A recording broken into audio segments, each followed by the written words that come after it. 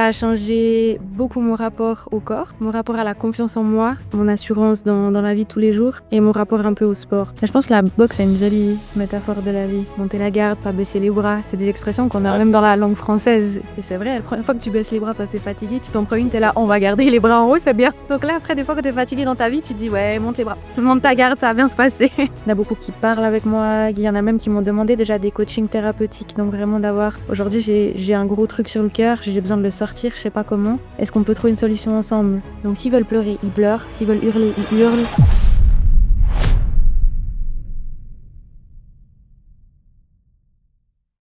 Salut Mara, Salut. bienvenue dans le podcast In Progress. Plaisir de t'avoir avec nous aujourd'hui, c'est un plaisir. Je présente toujours mes invités pour commencer le podcast brièvement. Tu me dis si j'oublie quelque chose.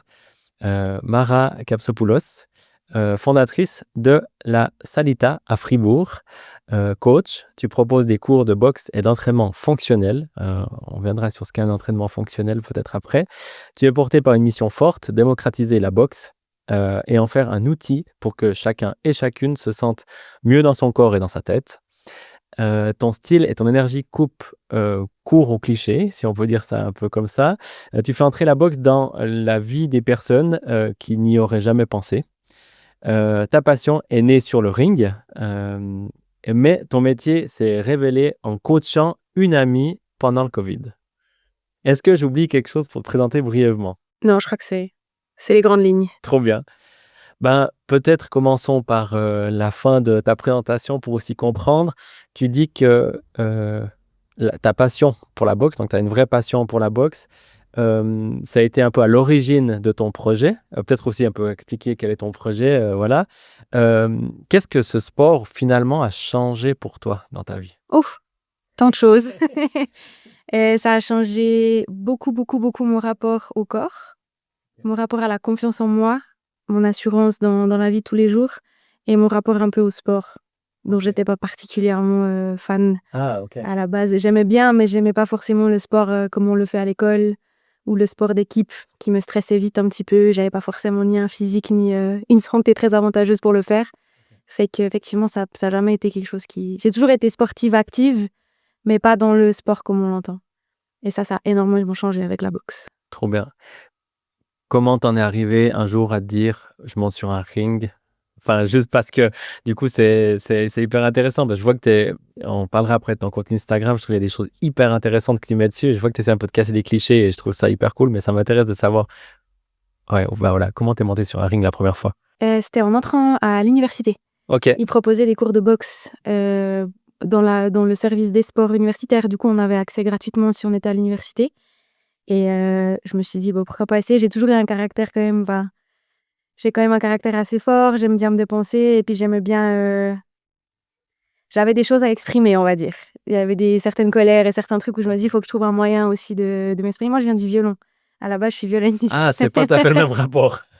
Donc, Ok. c'est quelque chose qui me calmait beaucoup aussi, etc. Mais des fois, ça génère la frustration, c'est plutôt sur la retenue. Et j'avais besoin d'un truc aussi pour lâcher un petit peu le tout. Faut savoir que j'étais fortement asthmatique à l'effort, donc moi, j'ai jamais pensé faire quoi que ce soit là-dedans. Mais je me suis dit, la boxe, on tape, on lâche, on se défoule. Je vais aller essayer un cours. Presque thérapeutique. Ouais, c'était Dans l'idée vraiment... de, Oui. ouais, moi je fais du piano, donc je vois tout à fait, l'aspect au lâcher, mais pas forcément, ouais, voilà, pas de la même manière. Peut-être il y a un lâcher mental d'un côté, puis il y a un autre qui est physique, quoi. Ça, Ok. c'est certain, mais c'est vrai que j'avais peut-être un peu besoin de se lâcher un peu plus Ok. physique. J'ai toujours été quand même assez présente physiquement ou autre. Je me suis dit, bah, ça peut être rigolo, mais je me suis allée là-bas sans aucune attente folle. Je me suis pas dit que j'allais commencer à être boxeuse, quoi. Je me suis dit, ah, je vais aller à la boxe, ça a l'air sympa. T'accrocher Ouais. direct. Je pense avant même d'entrer dans la salle, j'étais déjà là, ouh, c'est cool, j'aime bien. Ah, ok. Un truc dont j'ai toujours eu un petit peu honte, c'était mes bras. J'ai toujours eu des bras assez forts. Je suis arrivée dans la salle de boxe, puis il y a quelqu'un qui m'a dit, ah, ils sont trop bien tes bras, tu boxes depuis combien de temps? Et moi, j'étais là, j'ai pas commencé. Et du coup, j'ai dit, je crois que je vais me plaire ici. Trop Et bien. au final, le seul truc que j'avais un peu pour la boxe, c'était quand même mes bras. Et j'ai fait le premier cours et j'ai Et après, ça s'est vraiment transformé en passion, quoi. ouais. J'ai plus Ok. jamais lâché. J'étais au premier, après j'ai commencé C'est à faire 2 génial. fois Je par trouve, semaine. enfin, j'arrive pas à savoir si c'est. Je peux pas dire que j'ai toujours jalousé les gens qui trouvent ça, mais je trouve incroyable ces gens qui ont ouais, ils savent quelle est leur passion définie, quoi. Je suis un peu à touche à tout dans tous les sens, donc je trouve génial quand tu arrives à dire ça, c'est vraiment mon truc. Trop bien. Et du coup, peut-être on revient à cet épisode qui a été un peu un déclic pro pour toi aussi. C'est en arrivant, donc en coachant une amie pendant la période du Covid. Est-ce que tu peux juste me raconter un petit peu, tu coaches une amie puis tu dis je vais peut-être en faire un peu mon métier ou comment comment t'en Alors, arrives à... ouais, le déclic n'est pas venu aussi vite que quand je suis entrée dans une salle de boxe, Ok. je dirais. Mais pendant le Covid, c'était un peu compliqué, je pense, pour tout le monde. On était en coloc, on avait aussi besoin de se défouler, etc. Et j'ai une copine qui habitait juste à côté de chez moi. Et on avait accroché un sac à notre balcon avec mes colocs. Et je lui ai dit, mais viens te défouler. Et puis j'ai aucune vocation de coach ou quoi, mais viens et puis je te montre un petit peu comment on tape, quoi.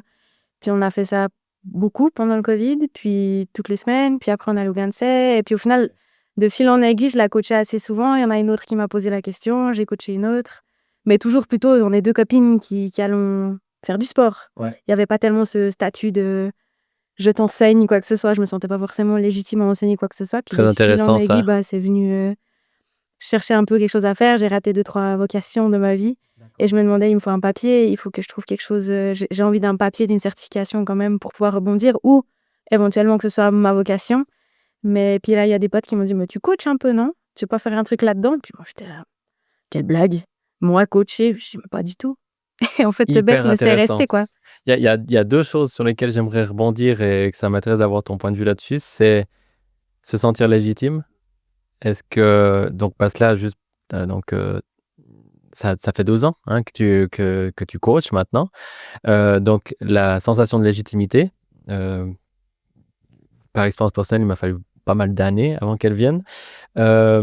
Et puis, l'autre chose, alors je sais pas de quoi tu as parlé exactement, mais le fait que potentiellement des portes se soient fermées d'un côté pour en ouvrir d'autres. Est-ce que ça, du coup, ça a été des éléments déclencheurs de se dire, OK, ça se ferme d'un côté, donc il me faut enfin, c'était un plan de secours ou c'était de dire, bah, OK, bah, en fait, je vais juste réorienter vers autre chose? Comment tu vois aujourd'hui le côté échec et légitimité? Je pense le côté, comme ça on parle de légitimité à la fin. Ouais. Le côté échec, il était difficile parce qu'il y en a eu pas mal d'affilés, on va dire, où j'arrivais pas. C'est pas, pardon, peut-être pas d'échec, le mot est peut-être un peu fort, mais c'était pas ma place. Ouais. Et j'ai essayé pas mal de choses et chaque fois je me sentais pas forcément bien. Les résultats le prouvaient aussi parce que il y a eu des échecs factuels, ça c'est clair. Mais il y a un truc où j'étais là, mais ça me convient pas, je me vois pas faire ça, etc. J'ai toujours bossé, toujours fait pas mal de petits boulots à côté, touche à tout aussi beaucoup. Puis du coup, j'ai dit, ah bon, au moins des trucs auxquels je touche, il va falloir que j'en fasse un papier, juste déjà pour me poser, réfléchir un peu, puis peut-être que ça m'ouvrira des voies, mais j'ai pas forcément pensé tout de suite au coaching. Et quand c'est venu, j'étais plutôt à me dire, on fait un papier là-dedans, puis on verra bien ce que ça donne, sans penser forcément en faire toute ma vie. Et on touche du bois pour le Bah oui. moment. J'en suis ravie et je peux en faire ma vie pour le moment, mais ouais, Trop bien. Et le côté légitimité, du coup? je l'ai pas encore. Je l'ai pas encore trouvé. Désolé de mettre les pieds dans... Non, mais c'est un sujet qui est tellement récurrent. Et il y a des fois où moi, ce que je vois souvent, c'est il y a des gens qui creusent un secteur et puis du coup, ils se sentent légitimes que dans un secteur. Et puis, souvent, on a aussi le réflexe de vouloir légitimer un parcours avec des papiers. C'est aussi ce qu'on nous apprend, hein, quelque part. Donc, c'est beaucoup plus compliqué à légitimer un parcours par l'expérience ou par entre guillemets, c'est soit tu as vite 15 ans d'expérience et puis du coup, tu peux commencer à être légitime dans ton domaine, soit effectivement, il y a cette recherche de référence avec la formation ou avec le papier ou avec ce genre de choses. Et puis le regard des autres, quoi, du coup, joue évidemment un rôle, je pense, là-dedans. Mais toi, du coup, tu as quand même lancé ta structure. Tu t'es dit, let's go, on prend un local. Ouais, C'est pas rien non plus. Enfin, tu non. aurais pu faire coach à domicile ou autre chose. Donc toi, tu t'es dit, non, je vais créer une structure. Tu peux nous raconter un petit peu entre le plan de départ, le chemin et aujourd'hui, par quoi t'en es? Oh Seigneur. J'ai voulu faire des papiers assez rapidement parce que en Suisse, on a aussi besoin de papiers, ne serait-ce que pour rebondir. Puis je me suis dit, c'est aussi bien de voir comment le coaching est enseigné. Parce que c'est pas encore un métier très légalisé, si je puis Hyper dire. intéressant, C'est ça, un ouais. peu ce truc où on peut encore beaucoup jouer avec les frontières. Je suis peut-être juste mauvais par rapport à ça, mais il y a donc des papiers qui certifient les coachs, mais c'est d'une manière générale ou c'est spécifié au sport ou à ce genre de choses ou c'est vraiment plutôt méthodologie de coaching? Non, Ah, c'est ok. spécifique. Ouais, Moi, ok. j'en ai fait une spécifique. Après, je pense Spécifique, qu'il y a ok. aussi quelque chose d'un peu plus général. Hyper intéressant. Ouais. Mais c'est vrai que il y en a beaucoup qui font, comment on dit, qui sortent de terre maintenant de ces formations, faut faire aussi attention. Parce Il y qu'il y a a un peu beaucoup de de tout. formations où tu es là, ah bon, vous êtes qui, comment? C'est bête peut-être parce qu'ils sont peut-être excellents, mais quand on n'a pas de preuves qu'ils le sont, c'est toujours compliqué, on sort quand même beaucoup d'argent. Du coup, moi, j'ai pris quelque chose d'assez classique par l'université de Lausanne, Ouais. parce que c'était écrit que c'était aussi reconnu par la Confédération, enfin, que c'était quelque chose de reconnu. Puis je me dis, ben, pour commencer, on va déjà peut-être aller dans quelque chose de reconnu, puis comme ça, j'assois un petit peu mon diplôme. Et puis, bah, j'ai fait ces formations. Quand est-ce que j'ai ouvert la Salita? Est-ce que c'était avant ou pendant? Mais je crois que j'ai ouvert avant de me former complètement. Le fait est Ah que, comme je d'accord. te disais tout à l'heure, j'aime pas trop le froid et je coachais à l'extérieur. Et puis, je coachais beaucoup au stade.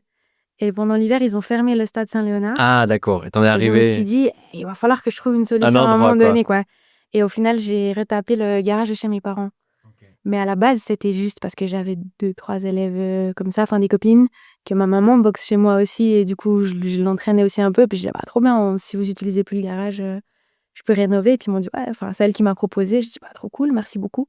Je pense qu'ils s'attendaient pas forcément à ce que ça devienne la Salita et que je vive que de ça. C'est toujours au même endroit?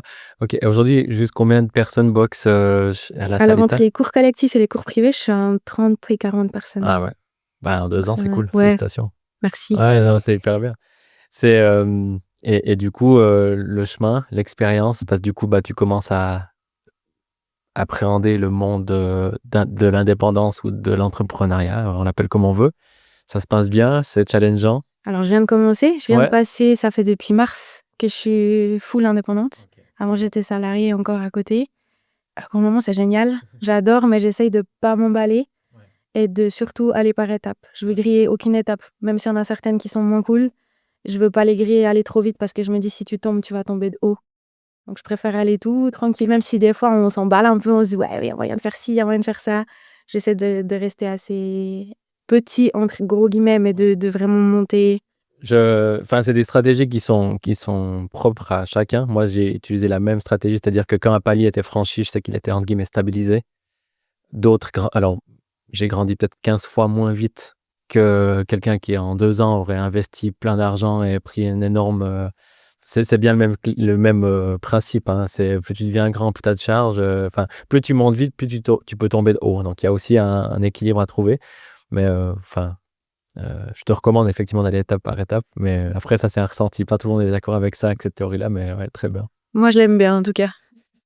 La Salita, bon, juste question de curiosité, pourquoi ce nom? Ça veut dire quoi la Salita? C'est une douce blague parce que je suis toute petite. Je suis pas très grande, du coup, on me disait un peu la toute petite coach pour rigoler avec des potes parce que je suis vraiment pas très grande. Et puis je me suis dit: «Bon, bah, la salle, elle est pas très grande non plus». Puis la salita en espagnol, ça veut dire la petite salle.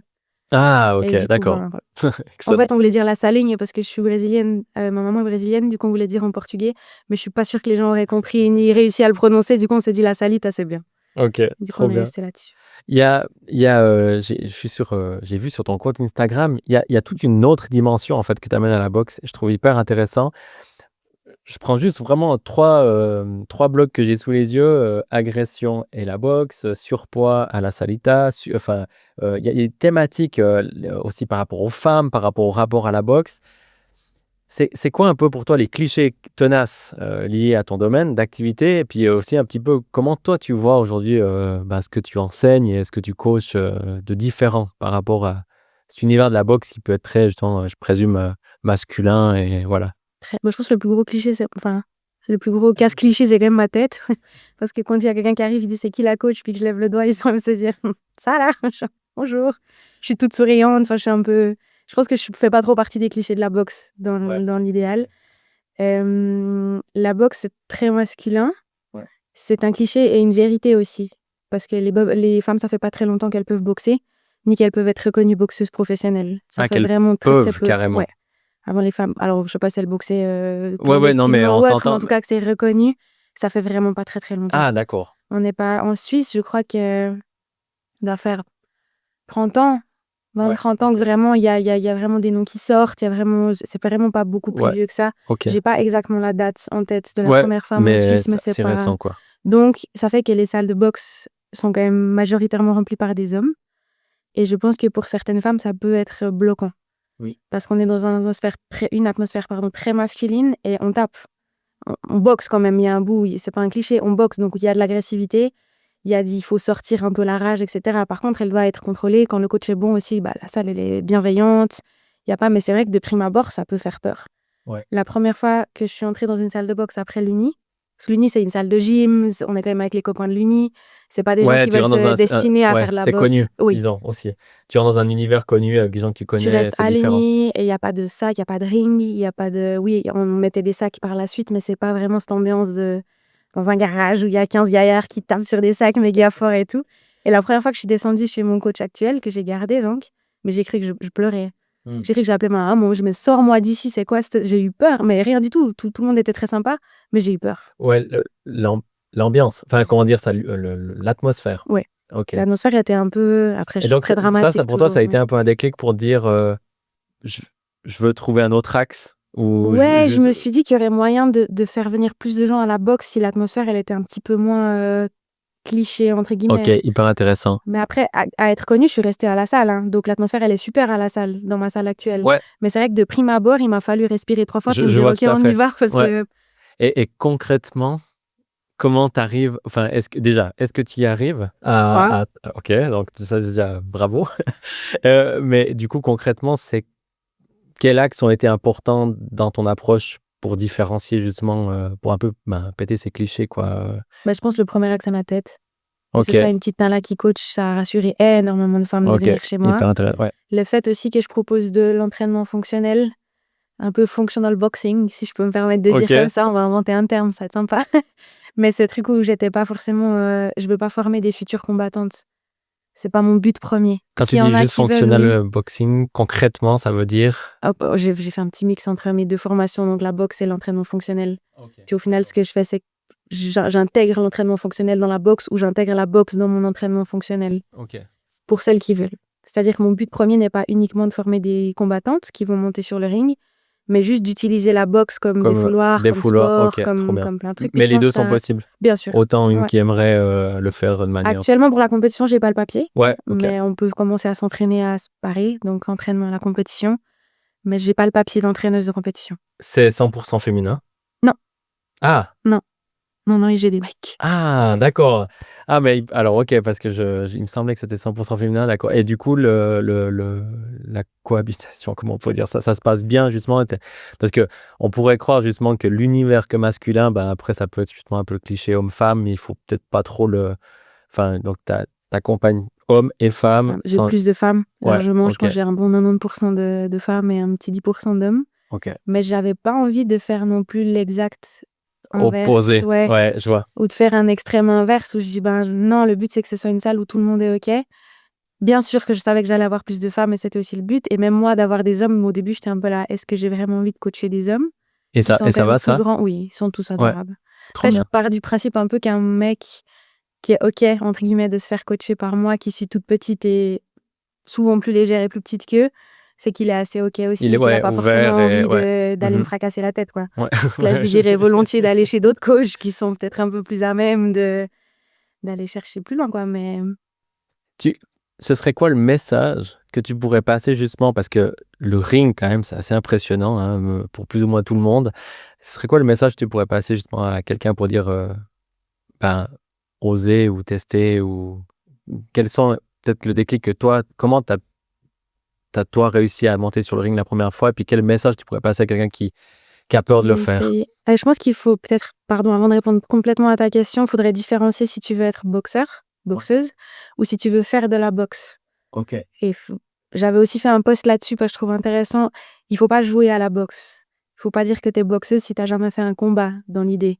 Faire un combat, c'est un autre sport que de boxer dans un sac ou dans des pattes d'ours.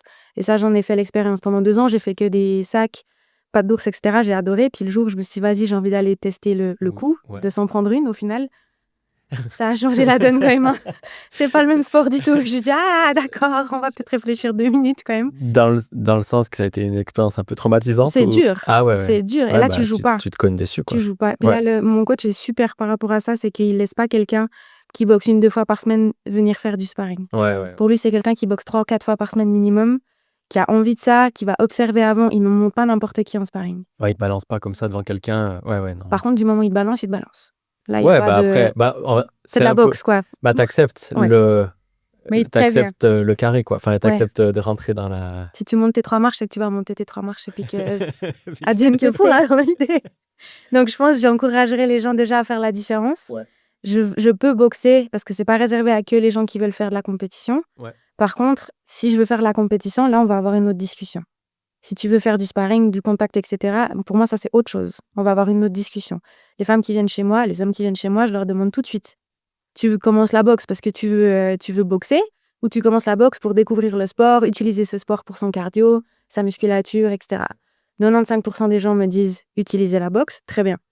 Ose, il y a pas de risque, il y a pas de souci, c'est un très bon sport. Là, tu peux rester individuel au final face à toi-même et ton sac. Enfin, je Le dis un peu contact, de. je le force pas. Ouais, voilà. Il y a Ouais. pas de problème. Ok. Donc là, à ce moment-là, je dirais à tout le monde d'oser. Le message, ce serait vraiment, vous inquiétez pas, il y a pas de cliché tant que vous avez fait la différence. Vous pouvez choisir de faire de la boxe sans vous faire taper dessus. Mais il faut être correct avec les termes.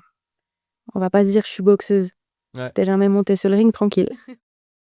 Il y a un sujet que j'ai abordé plusieurs fois avec soit des coachs sportifs ou il y a, je trouve, un peu enfin, c'est une question un peu générale sur la communauté. Est-ce qu'au final, le fait de boxer ensemble ou les gens peuvent venir en solo, ils seront en groupe ou est-ce que ça crée un peu une communauté autour de ton garage, on va dire ça comme ça, ou est-ce que les gens sont très individuels et puis le font vraiment pour soi?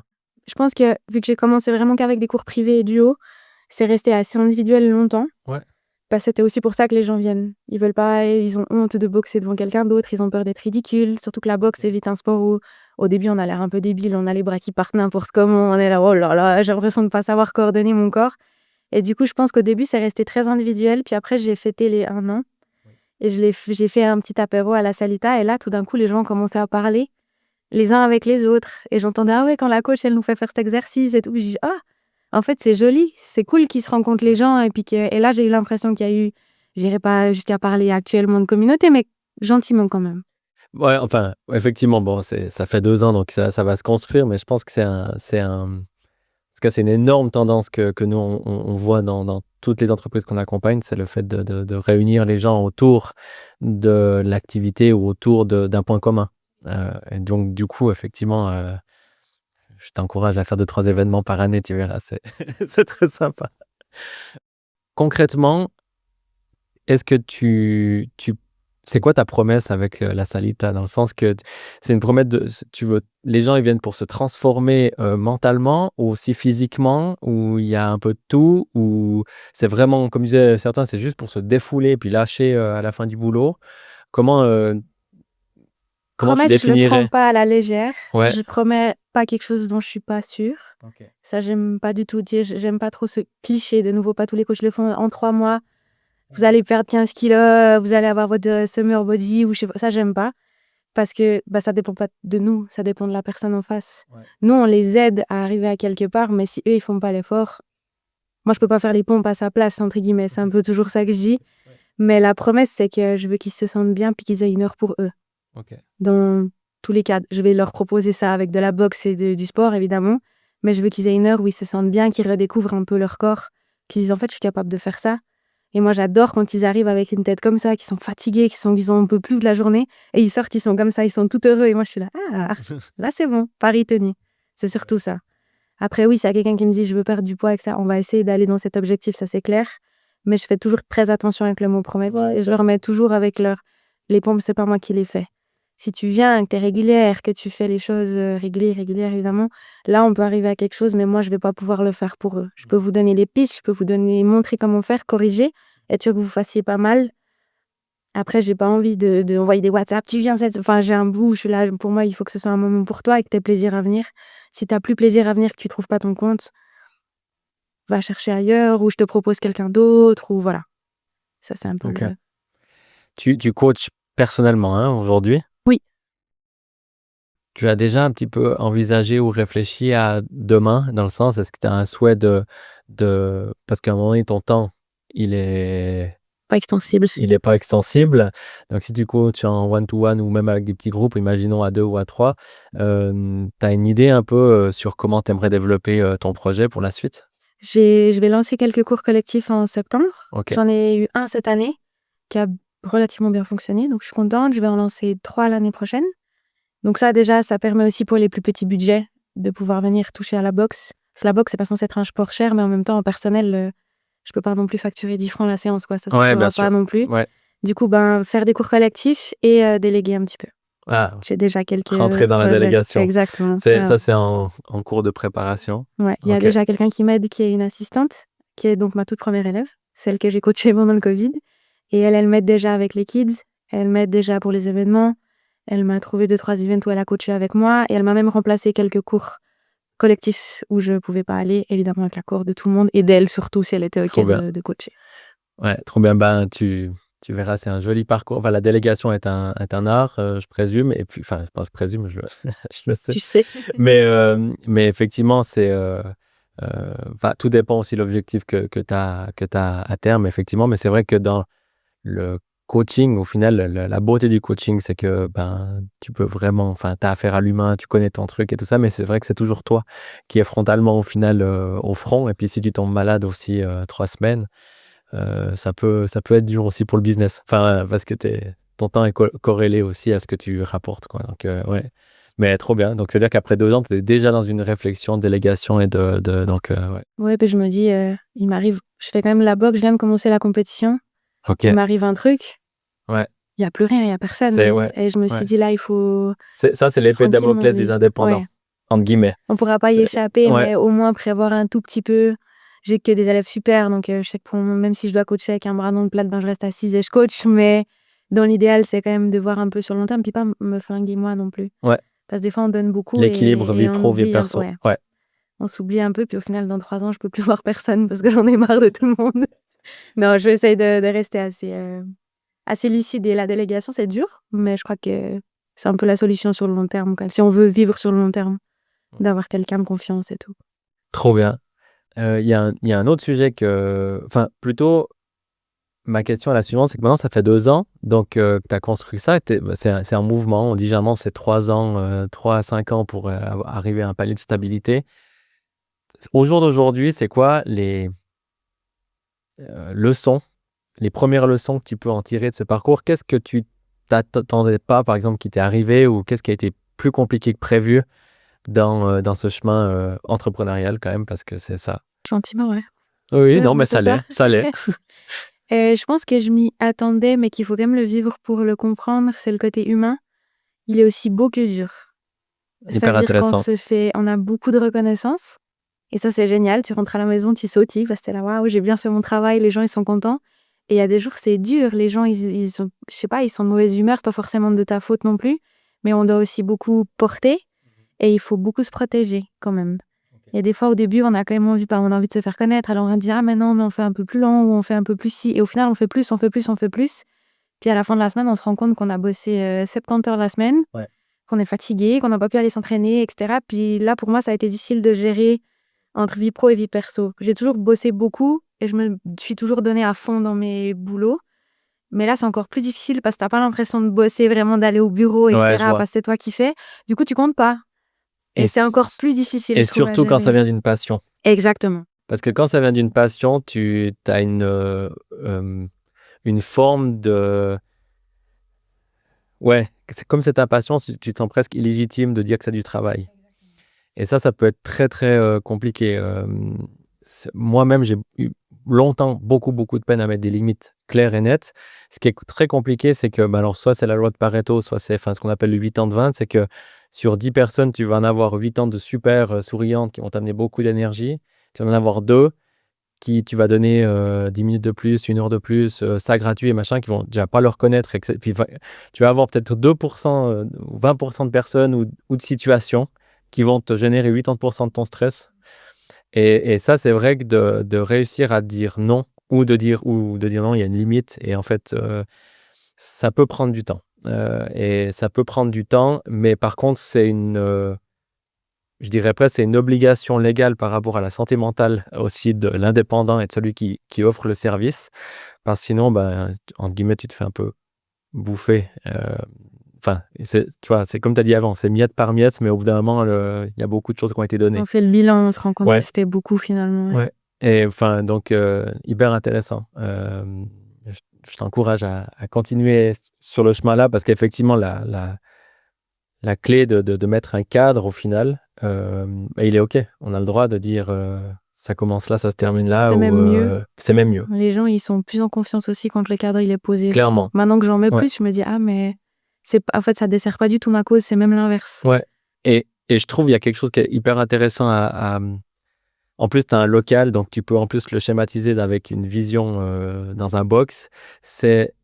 Au final, c'est ton espace et c'est tes règles du jeu. Et ça, c'est un truc, moi, il m'a fallu longtemps pour comprendre parce que du coup, j'acceptais tout et n'importe quoi. Un peu comme tu dis, tu as besoin de clients, tu as besoin de visibilité, tu as besoin de te faire connaître, c'est normal. Mais en acceptant tout et n'importe quoi, au final, ton espace, il devient bordélique Celui et des puis il autres. devient celui des autres. Et puis en fait, tout le monde sait que tu n'es pas très structuré quelque part ou que tu acceptes qu'on change tes règles.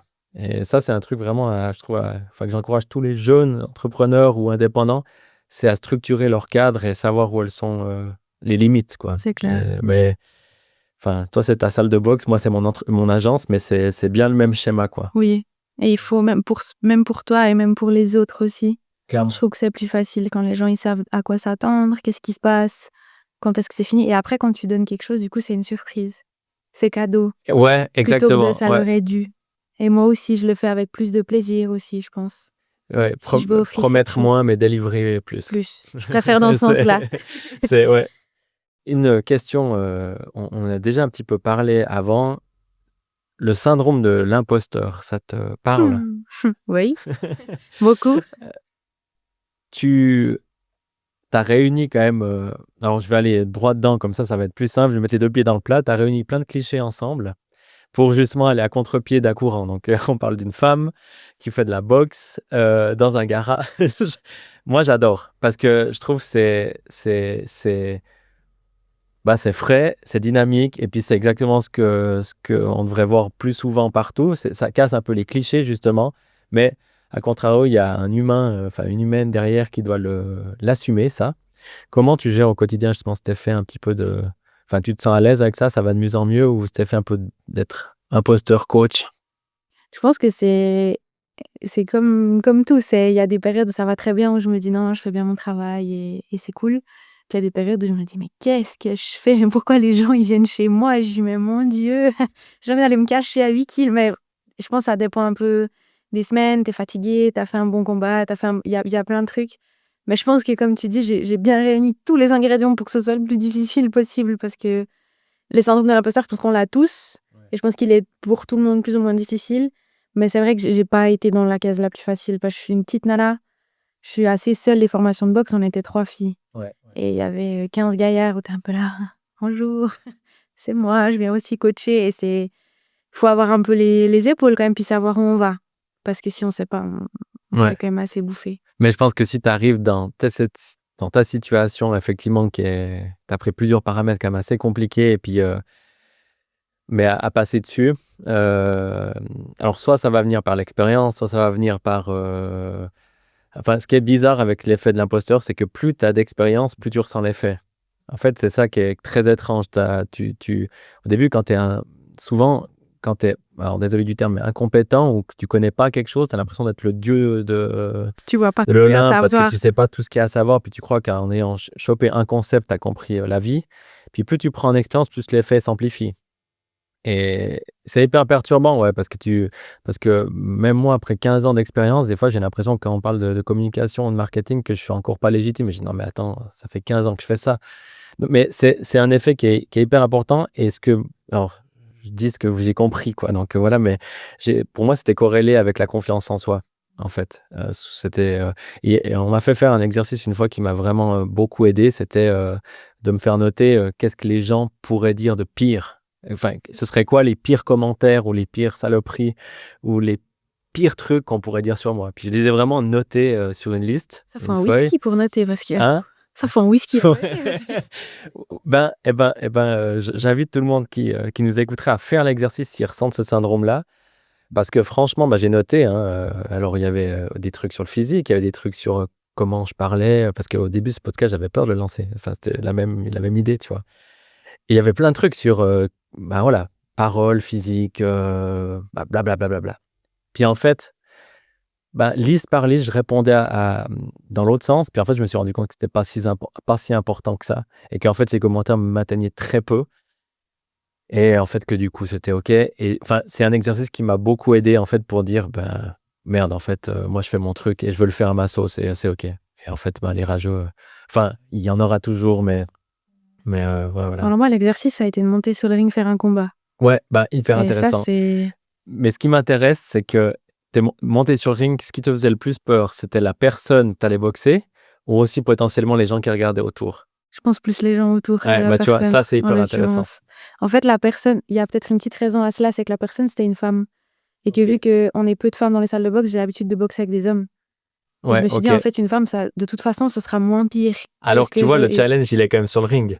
Ah, moi, j'ai trouvé que le challenge, il était plus l'entraînement que le ring final. Étant C'est hyper montée sur le intéressant, ring, ça. c'est vrai que le ring, c'était dur. Je dis pas l'inverse. Je dis Ouais. pas que j'étais fraîche à la sortie du tout.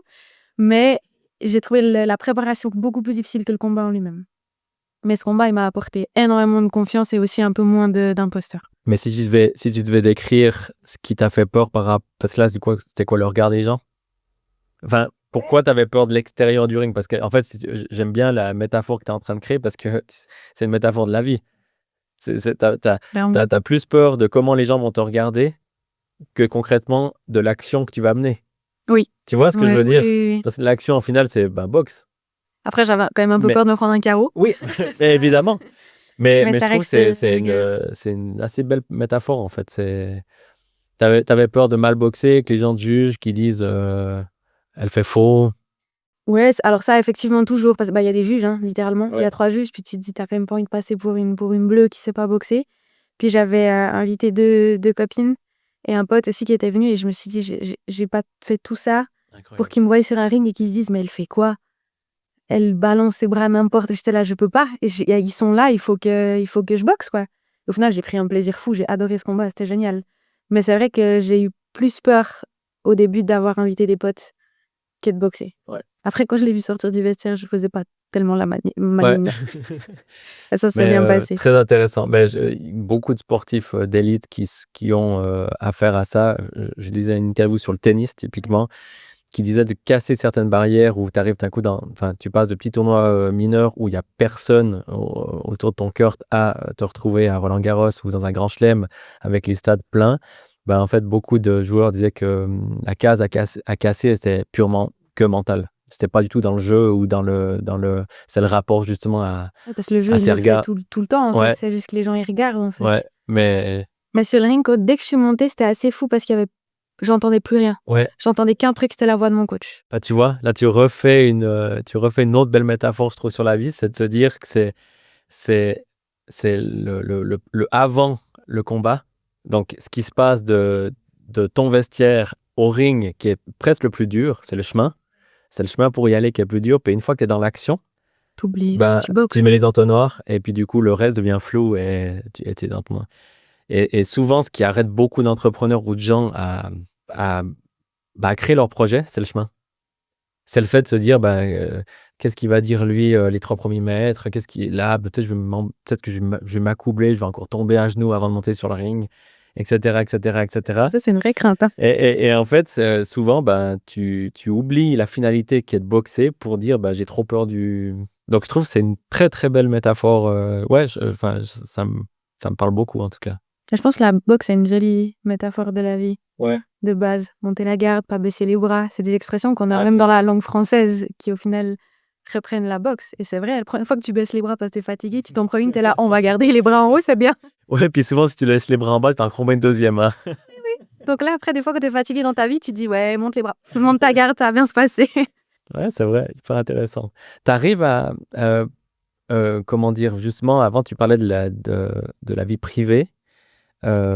T'arrives à trouver un équilibre aujourd'hui entre la vie privée et entre la vie pro ou tout se mélange justement parce que ta vie pro devient ta vie privée ou... Je dessine de plus en plus les contours, je pense. Ok. Ça se mélange un peu. Après, il y a aussi le fait que, en dehors de mes coachings, je boxe. Donc, ça reste très entremêlé. C'est-à-dire que moi, je m'entraîne encore. Ouais. Je m'entraîne beaucoup, même par semaine. Et du coup, c'est ma vie privée, mais au final, c'est quand même ma vie pro parce que des fois, pendant mes coachings à moi, donc c'est-à-dire quand je m'entraîne moi, je me dis, ah, mais ça pourrait être bien en coaching demain. Je pourrais lui proposer ça à mon élève. Ou bien quand je monte sur un ring, me dire, ah, bah, j'aimerais bien que mes élèves. Donc, il y a un truc où ça s'entremêle vachement et que je dois garder. Parce Ouais. qu'au final, c'est deux choses Bah, qui ça se t'apporte, rejoignent. ça se nourrit, Exactement. quoi. Ouais. Mais il faut que je les laisse se nourrir et pas se pourrir. Et donc, il Ouais, faut que je dessine ouais. des contours et que je fasse un tamis, un filtre efficace. Ouais. Tout ce qui peut empiéter, il faut que je laisse pas passer. Faut que je ne... Oui. Ouais. Que ça ne passe pas dans le tamis et que le reste que je puisse entremêler, c'est OK. Tu coaches 7 jours sur 7? Non. Ah, Ça voilà. aussi, j'ai un nouveau contour que j'ai C'est dessiné. déjà une première pierre. Enfin, moi, quand j'ai décidé de prendre vraiment mes week-ends, ça a déjà Ça change un la vie. peu Hein. changé la vie. Ouais. Mais ouais. Ouais. J'ai pas pris un week-end complet, mais j'ai un jour et demi. Et c'est déjà... Et moi, j'ai toujours bossé dans des boulots aussi un peu compliqués avec les horaires, donc restauration, boulangerie, etc. Donc moi, les week-ends, j'ai jamais connu. Donc c'est vrai que là, d'avoir un vrai dimanche où je ne coach pas, je m'entraîne mes lights, c'est Ouais. cool. Parce que du coup, quand on est coach, ça, je trouve que c'est une bonne thématique, ce que tu amènes, les horaires un peu. Je présume que les gens, ils sont pas libres à 9h30 le matin. Difficile. Enfin, du coup, ça se passe principalement en fin de journée ou très tôt le matin. Enfin, c'est un peu ces créneaux-là. Ouais, ok. Après, j'ai énormément de chance. J'arrive pour le moment à gérer des plannings où j'arrive à contenter presque tout le monde, dont moi. C'est-à-dire que j'ai réussi à garder mes 3 entraînements par semaine fixes chez mon coach. Et le reste, je m'entraîne personnellement. Donc là, je peux les caser en fait quand j'ai pas de coaching. Mais j'ai réussi à garder mes entraînements fixes. J'ai réussi à contenter tout le monde. J'ai quand même des gens qui travaillent à 80, qui travaillent à 70 et du coup que j'arrive à caser dans une journée. Les mercredis, typiquement cette année, je coachais de 8h à 19h. Ok. Et tous les créneaux étaient pleins. Ok. Donc ça, je me dis, ça, c'est cool. Et le mélange passion, travail et du coup cumul de coaching, parce que moi, par exemple, je vois bien quand je fais 6 séances d'affilée, au bout d'un moment, à répéter au final les mêmes concepts et les mêmes choses, mon cerveau se fatigue. Je pense que tu ressens ça aussi. Est-ce que justement, tu arrives justement à équilibrer ça pour pas, comment dire ça, pour pas que la 8e personne que tu as eu dans la journée elle soit désavantagée par rapport à la première, tu vois? J'espère que j'ai pas fait. Je lui poserai la question. Je crois pas, mais je pense que j'ai commencé à comprendre quelle était ma limite de coaching par jour. Il y a aussi, comme partout, les gens sont tous différents. Donc, il y a des gens qui prennent plus d'énergie que d'autres, pas forcément péjorativement. Hein, et c'est pas ni de leur faute, ni mauvais. Mais du coup, peut-être des fois, tu as des journées où tu as mal géré un peu ton planning. Et tu as eu 4 personnes qui demandaient beaucoup. Ou c'est un peu, il faut aussi un peu gérer à ce niveau-là. Après, déjà, c'est un luxe d'avoir réussi à le faire et d'avoir des pauses à midi. D'avoir des journées pleines, mais pas non plus... Après, des fois, d'avoir des trous. Ça, c'est un peu le plus compliqué. D'avoir un à 8h, un à 11h et Ouais, parce que là, 4 t'es le un peu en soir. latence. Enfin, dans le sens que t'es en Je peux rien attente et faire. tu peux pas faire Je peux grand-chose, pas quoi. prévoir quelque chose. Ouais. Ça, c'est un peu le plus compliqué à gérer. Ouais. Mais j'avoue que pour le moment, ça se passe relativement bien. Le côté humain, bon, est primordial. Il y a aussi un aspect un petit peu psychologique ou ouais, enfin un petit peu, énormément. Ça, c'est aussi quelque chose que tu appréhendes de quelle manière justement parce que ben voilà, c'est un défouloir, mais du coup, je pense qu'il y a des émotions qui ressortent. Euh, je pense que tu fais moitié un coaching sportif, moitié un coaching mental. Ça, c'est quelque chose que tu nourris ou que tu veux faire évoluer justement. C'est quelque chose que j'aimerais bien développer. J'ai entendu beaucoup de gens qui m'ont dit ou qui m'ont rapporté que les gens venaient chez moi aussi pour ça. Parce qu'ils aimaient bien ma façon d'accompagner, qui venaient pas forcément pour faire de la performance, mais plutôt pour avoir une heure à eux. Il y en a beaucoup qui parlent avec moi. Il y en a même qui m'ont demandé déjà des coachings thérapeutiques. Donc vraiment d'avoir... Aujourd'hui, j'ai un gros truc sur le cœur. J'ai besoin de le sortir. Je sais pas comment. Est-ce qu'on peut trouver une solution ensemble? Parce qu'ils aiment bien le fait que la salita soit toute petite. Il y a que moi.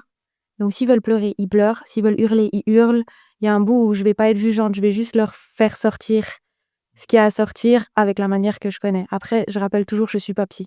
Ouais, J'ai pas de formation c'est là-dedans. hyper intéressant. Et s'ils veulent aller voir un professionnel, j'ai plein de noms, Ouais. j'ai un carnet d'adresses bien rempli, etc. Je pense que je peux faire un bout du taf, mais il faut que les gens sachent que je ne suis pas psy. Tu peux peut-être faire sortir les choses, mais peut-être pas les résoudre. Je peux aider, je pense, et Ouais. je le vois de plus en plus. J'ai fait quelques coachings thérapeutiques et les personnes sont venues me remercier après en disant « Ah waouh, c'était exactement... waouh, je voulais ça, je pensais pas que j'arriverais à sortir ça et au final, il y a tout qui est sorti. » Parce que moi, ça m'a aussi beaucoup aidé la boxe à ce niveau-là, à sortir des trucs, donc je sais l'amener. Mais je leur rappelle toujours assez volontiers que c'est pas mon métier. Mais par contre, j'aimerais bien commencer à affiner ça. Peut-être Hyper par des intéressant. formations, peut-être, Ou je ne même sais pas avec trop. peut-être Mais... d'autres personnes qui t'accompagnent sur cette thématique-là. Là, tu viens aussi soulever un autre point. Alors, je connais pas tes ambitions pour le futur. On va y venir. C'est vrai que moi-même, je suis passé par ce côté très petit indépendant au final. Après, t'as quoi avoir une équipe autour. Puis après, agrandir un peu. Puis du coup, les mandats, enfin, pour moi, c'est des mandats. Pour toi, c'est des personnes qui sont coachées. Du coup, évoluent par rapport à l'évolution de ta structure. Donc, c'est vrai que moi, il y a aussi ce côté où il y avait des clients qui voulaient spécifiquement travailler avec moi. Que malheureusement, certains, après, quand on a grandi, je pouvais plus spécifiquement être partout, à tous les rendez-vous, tous les entretiens, toutes les choses. Donc c'est vrai que l'évolution aussi que tu envisages, des fois, potentiellement, si tu grandis un peu ou que tu commences à déléguer, justement, ceux qui aimaient le côté tout petit, tout cocon, se perdent peut-être un petit peu mais après, tout dépend aussi de l'évolution que tu veux amener. Et puis, il faut bien penser que potentiellement, alors, je vais te poser la question, comment tu vois l'avenir comment on appelle ça, ta société, enfin de ton entreprise. Mais c'est clair que l'acceptation des fois de perdre des clients qui adoraient le concept de base, parce que toi aussi, c'est un humain derrière, tu as aussi peut-être des envies d'évolution et de transformation. Ça, c'est aussi tout un chemin qu'il faut accepter. Oui, Ouais. ça fait un peu peur, mais... Ouais. Et du coup, pour répondre sur comment tu vois l'avenir dans les 5 ans? Question d'entretien d'embauche. C'est un peu ça. C'est bien, c'est intéressant. J'aimerais bien, évidemment, grandir encore un peu. Ouais. J'aimerais bien développer les cours collectifs, etc. Mais j'arriverai pas à te regarder dans les yeux aujourd'hui et te dire je veux arrêter ce cocon de la Salita. Je pense qu'il y a un bout, j'aimerais bien garder, mais peut-être quelque chose d'un peu moins. Si je veux grandir, comme tu dis, il y a pas le choix. Il y a un moment donné où tu pourras pas être partout. Ouais. Mais peut-être réserver vraiment des créneaux à l'avance et dire voilà, il y a ça comme disponibilité pour ce type de coaching-là. Voilà mon max. Ouais, puis, Exact. ouais, Et après, les gens s'inscrivent et après, ça évidemment, c'est dans le cas de figure où tout fonctionne et où j'ai assez de clients, etc. Mais c'est vrai que je pense que si je veux grandir, j'aimerais bien quand même garder ça. Ok. Parce que je sais que les gens ont besoin de ça et aiment ça chez moi. Alors, je pourrais pas le faire indéfiniment et je pourrais pas faire plus de 60 heures par semaine dans l'idée, mais de pouvoir garder ça, j'aimerais bien. Et je pense que c'est quelque chose que je fais bien et que j'aime bien faire. Donc, il faut aussi mettre un peu, parier sur ses forces. Clairement. Et pour le reste, peut-être déléguer les choses où peut-être je suis moins à l'aise ou peut-être c'est pas mon point fort en particulier. Peut-être déléguer un peu plus ces points-là. Le plus gros challenge auquel tu es confronté aujourd'hui, c'est quoi selon toi? Plus gros challenge. Pas me perdre? Ouais, Je pense pas me perdre. C'est vachement bien que tu en aies déjà conscience. Enfin, je me permets parce qu'en fait, je vois énormément et moi-même, j'ai eu cet effet-là il y a quelques années en arrière, quand tu as la tête dans le guidon. Enfin, dès le moment où tu arrives à mettre en place un système qui fonctionne, donc tu as des clients et tout ça. Je savais pas si tu allais me répondre, trouver de la clientèle ou je voulais voir un peu, tu vois. C'est-à-dire que tu as quand même trouvé une méthode pour vivre d'une activité. Et souvent, ce qui se passe, c'est qu'après, tu as les charges entrepreneuriales qui viennent, l'admin, le truc, gérer etc. Et en fait, il y a cet effet de ce qu'on appelle la tête dans le guidon. Et souvent, les gens se perdent, justement. Et ils se réveillent 10 ans après en disant, mais en fait, j'ai cru que j'étais indépendant, j'ai cru que j'étais libre, mais en fait, je me suis créé une sorte de cocon, de prison à moi-même. Donc, je trouve vachement bien que tu en aies déjà conscience après 2 ans d'activité. Tu le ressens, quoi. Ouais. Parce que je suis aussi du genre. C'est un avantage d'être fonceuse, Ouais. mais ça m'a déjà perdu quelques fois. Du coup, je veux pas perdre ça parce qu'il y a plus que moi en jeu. Mais je pense que ton caractère, peut-être bien trompé, comme tu le disais, te sert à ça. Parce que du coup, tu arrives à mettre des limites peut-être plus claires. Enfin, un non, c'est un non. Et je pense que ça, c'est une force aussi. Peut-être qui vient du caractère ou de je sais pas quoi, mais en tout cas qui est importante à cultiver pour la suite. Ouais. Parce que si, et je te le souhaite, que tu aies encore plus de succès, que tu vois, que ça devienne vraiment à contrario, qui dit plus de succès dit aussi plus de problèmes. Enfin, qui dit plus de clients dit aussi plus de difficultés. Et du coup, c'est des choses, quand on grandit ou quand on évolue, qui peuvent vraiment être, qui ont mis. Moi, je connais beaucoup d'entrepreneurs qui ont été mis à genoux, voire à terre, à cause, au final, que ça allait trop bien. Ça allait trop bien, ouais. Et ça, c'est terrifiant. C'est pour ça que je veux pas griller les étapes. Ouais, Je veux m'habituer à chaque étape parce que sinon. Stabiliser les étapes, c'est C'est clair. Ouais, Je trop trouve bien. pour les gens aussi. J'aime pas faire des promesses, mais si je leur promets quelque chose, c'est de faire de mon mieux et je veux pas qu'ils pâtissent d'une une croissance trop rapide ou quoi. On arrive bientôt à la fin. Ça va très vite. Encore 2-3 questions. On a parlé de l'humain, on a parlé de la boxe, on a parlé des clichés et tout ça. Le côté transmission, au final, il y a un message, un peu une sorte de quelque chose quand même qui te tient à cœur dans tout ça, une vision ou quelque chose qui te hype au quotidien si tu devais résumer ton aventure. Je pense de prendre confiance en son corps.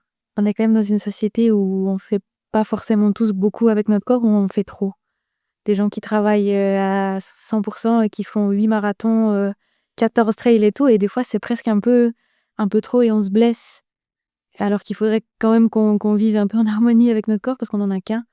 Et ça, je pense que c'est un truc qui me dire de moins me blesser, parce que comme dit, je suis fonceuse, donc moi s'il faut que je m'entraîne, je vais m'entraîner 8 heures par jour, puis après je serai blessée, puis je serai là, j'aurais peut-être dû faire un peu plus léger. Donc ça, c'est un message j'aimerais bien, et quand même pour les femmes de leur dire que venez boxer, c'est cool, c'est chouette, ça va vous faire du bien et c'est pas réservé aux hommes, et on peut très bien appréhender la boxe de plusieurs manières différentes tant qu'on met les termes, il y a pas de souci, ça fait du bien. Concrètement aujourd'hui, alors du coup, on s'adresse aux femmes et aux hommes qui nous écoutent, qui disent OK, j'ai bien aimé cette interview, la boxe, ça me hype.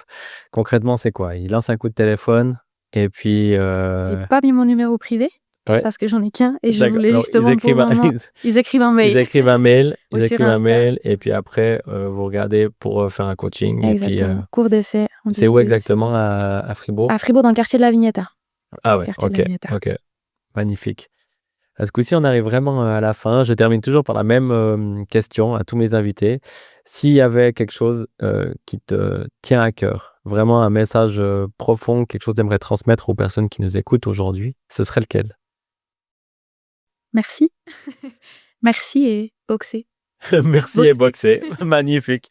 Merci beaucoup. Merci à toi. Merci d'être venu aujourd'hui, c'était super cool. Merci infiniment. À bientôt. À bientôt. Merci d'avoir écouté cet épisode d'In Progress. Si tu as apprécié cet échange, n'hésite pas à nous laisser une note ou un commentaire. Cela aide énormément à faire découvrir le podcast à d'autres auditeurs et auditrices. Tu peux également suivre In Progress sur mes réseaux sociaux @MaximeGremaud, où je partage encore plus de contenu pour t'inspirer et t'aider dans ton parcours entrepreneurial. Reste motivé, continue de progresser et on se retrouve très bientôt pour un nouvel épisode d'In Progress. À la prochaine, ciao.